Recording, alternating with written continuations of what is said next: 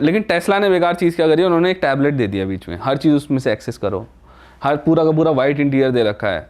मतलब एक जो ह्यूमन फील होती है, ह्यूमन टच होता है, ना लेदर है ना वुड है ना मेटल के कुछ वो करा है। तो उन्होंने बोला है कि हम बहुत सिंपलिस्टिक रख के आपको गाड़ी दे रहे हैं।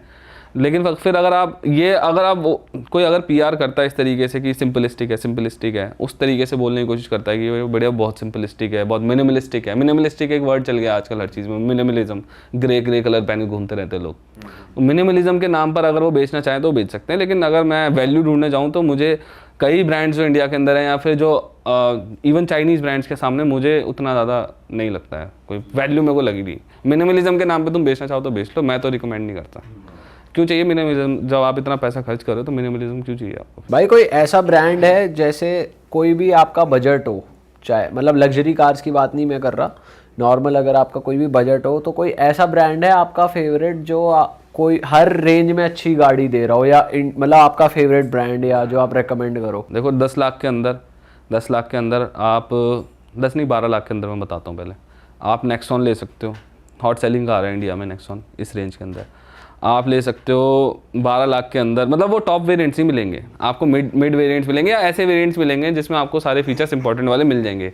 और इंपॉर्टेंट फीचर्स कौन से होते हैं मैं इसके बाद बताता हूँ गाड़ी के लिए ना, कि ये फीचर तो होने ही चाहिए, बाकी के ना हो तो चलता है।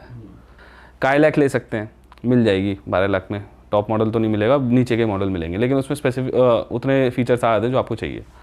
3X तो ठीक गाड़ी है, ठीक है। और सबसे ज़्यादा जो लोग लेते हैं वो है ब्रेजा। इस प्राइस सेगमेंट में सबसे ज़्यादा ब्रेजा बिकती है। तो ये 3-4 गाड़ियाँ ऐसी हैं जो मेरे हिसाब से अच्छी हैं। हाँ। फिर अगर मैं 15 लाख के नीचे बात करूँ तो एलिवेट का आपको मिड से नीचे वाला वेरिएंट मिल जाएगा। एलिवेट अच्छी गाड़ी है? एलिवेट एक्चुअली अच्छी कार है, मैं आपको बताऊंगा कि क्यों कह रहा हूँ अभी। अच्छा।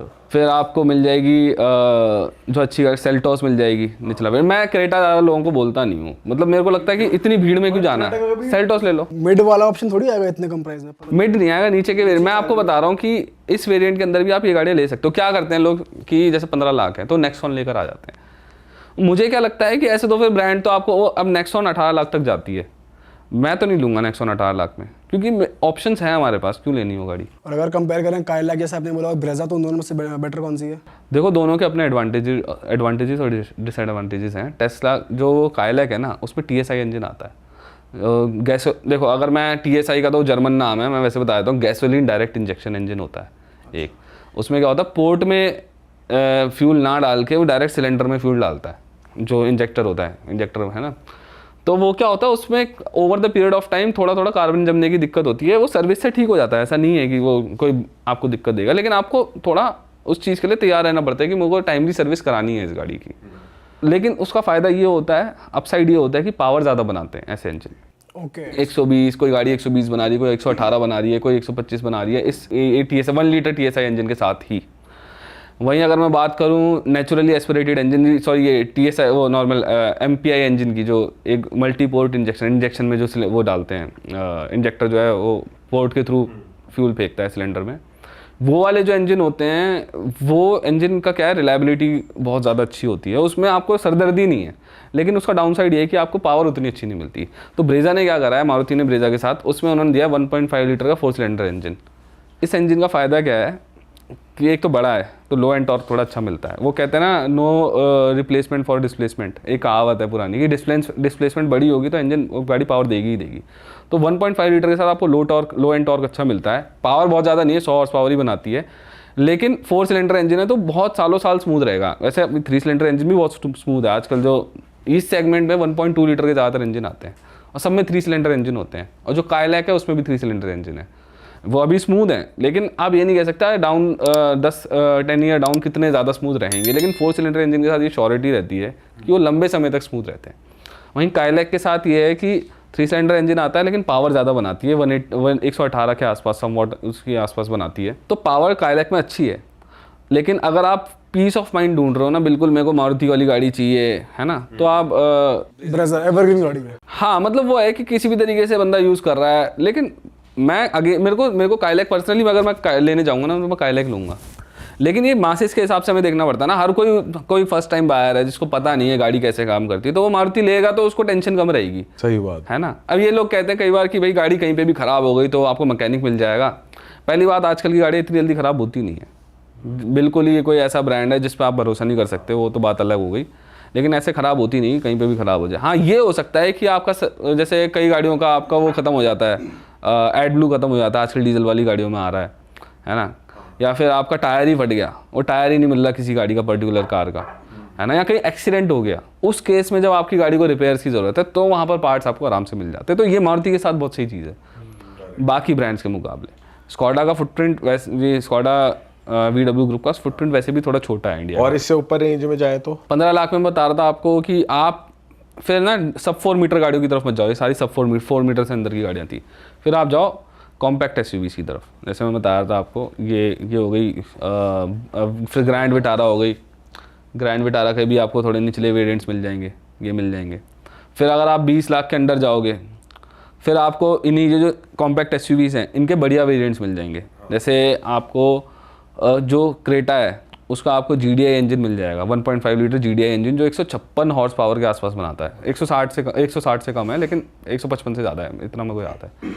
वो पावर बहुत अच्छी है उस गाड़ी की, वो आपको 20 लाख के अंदर मिल जाएगा। क्रेटा रेकमेंड क्यों नहीं करते आप ऐसा? क्रेटा रेकमेंड नहीं, मैं पर्सनली अपनी बात कर रहा था। क्रेटा मेरे को नहीं चाहिए, मेरे को भीड़ का हिस्सा नहीं बनना, बस वो वाली बात है। क्योंकि आपको, मैं इसलिए कह रहा था क्योंकि क्रेटा वाली सारी चीज़ आपको सेल्टोस में मिल रही है और सेल्टोस कम दिखती है। तो क्रेटा की रिलायबिलिटी, क्रेटा का इंजन, क्रेटा के, है ना, सब कुछ आपको जो कोर चीज़ें होती हैं वो क्रेटा की मिल गई। यानी कि जिस चीज़ से आप खुश थे, लेकिन क्रेटा इसलिए नहीं ली क्योंकि आपको भीड़ में नहीं घुसना था, है ना। तो आप बट भाई अगर भीड़ ने क्रेटा लिया मतलब परफॉर्मेंस वाइज ज़्यादा अच्छी रही है, और सेल्टोस इतनी अगर नहीं बिक रही। ऐसा होता है कि क्रेटा का, अब क्रेटा पहले आई थी, सेल्टोस तो किया तो बाद में आया, ब्रांड ही बाद में आया था, है ना। तो ऐसा परफॉर्मेंस में कोई चेंज नहीं है क्योंकि सेम इंजन है। आप अगर आप सर्विस कराने जाओगे ना तो आप किया की ब्रांडिंग, वैसे किया और हुंडई की दोनों की ब्रांडिंग सेम एक पार्ट में सेम ही ब्रांडिंग हो रखी होती है, कई पार्ट्स के अंदर उठा के वही वाला लगा दो, कोई फ़र्क नहीं है, कुछ फ़र्क ही नहीं है, सेम ही सब कुछ सेम है। वो बाहर की स्किन बदल दी है, इंटीरियर का डिज़ाइन बदल दिया है, वो बात है। वो मेरे को पर्सनली थोड़ी सेल्टोस ज़्यादा पसंद है, इसलिए मैंने बोला। सेल्टोस में फीचर ज़्यादा है अंदर एज कम्पेयर टू। नहीं फीचर्स भी दोनों सिमिलर से ही हैं। सेल्टोस मैट फिनिश में तगड़ी लगती है, ब्लैक मैट उसमें फिनिश में, look वो बढ़िया ऊपर के आती है। मॉडल्स में आती है। पर भाई सेल्टोस के पार्ट्स वगैरह जल्दी मिल जाते हैं? जब आपको क्रेटा के मिलेंगे तो सेल्टोस के भी मिलेंगे, सेम कार है दोनों अंदर से। अच्छा। हाँ, और किया की सच बताऊं, किया एक लौती ऐसी नई कंपनी है जिसने बहुत तगड़ा गेन करा था। किया जितना अच्छा जो मार्केट के अंदर पकड़ बनाई है ना, वो तो एक सबसे बड़ा रीज़न हुंडई ग्रुप ही है और उनका एक्सपीरियंस है कि इंडियंस को क्या चाहिए, ये रीज़न हो तो। क्योंकि किया के अंदर हुंडई ग्रुप की बड़ी पार्टनरशिप है। अच्छा, हाँ, तो हुंडई ग्रुप की गाड़ी कह सकते हो एक तरीके से। लेकिन किया एक ऐसा ब्रांड है जिसने बहुत अच्छा गेन करा है। जैसे अगर आप अभी जो आई है सिट्रोइन है उसको देखोगे, या बाकी जो ब्रांड्स नए आते थे इंडिया के अंदर, वो उतना कभी नहीं कर पाए जितना किया ने करा है। सेट्रॉइन क्यों नहीं कर पाया भाई? बढ़िया। एक तो ये होती है कि ना मार्केट में एक्सपर्ट बैठे हुए हैं, वो पता नहीं क्या ज्ञान दे देते हैं। क्योंकि देखो मैं बाहर से आ रहा हूँ, मैं मार्केट नहीं समझता इंडिया की, ठीक है, इंडिया की मैं मार्केट समझता नहीं हूँ। अब किसी ने क्या ज्ञान दे दिया, क्या नहीं दे दिया उनको, कि भाई इंपॉर्टेंट फीचर्स दे दो। बाकी के जो, जैसे लोग इंडियंस को सनरूफ बहुत पसंद है, मेरे को नहीं लगता ज़रूरी है इंडिया के अंदर, कोई ज़रूरत नहीं है, कोई खोलता भी नहीं है उसको, ठीक है। और उससे क्या होता है, मेंटेनेंस भी बढ़ जाती है। लेकिन उन्होंने उस चीज़ को सही मान लिया कि भैया सनरूफ देनी नहीं है। लेकिन इंडिया में क्या है, लोगों को ज़रूरत की चीज़ें कम चाहिए, वैसी चीज़ें ज़्यादा चाहिए जो शो ही होती हैं।